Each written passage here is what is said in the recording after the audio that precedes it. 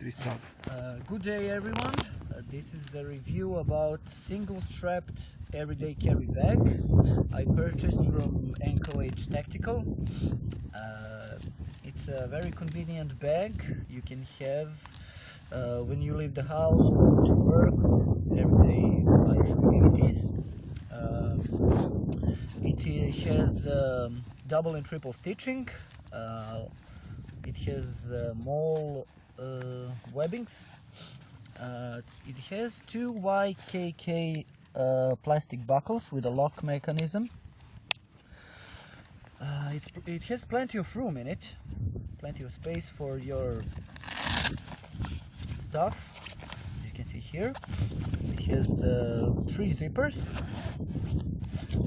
more pockets inside. You can put everything you need. The one compartment here has more space for a lot of things you can carry. On this side you have a compartment for a bottle or something similar. It has plenty of space in it. It has elastic wrapper around it to hold it more tightly. One line of molle, so you can put more stuff to hang. On this side, more webbings, another pocket here.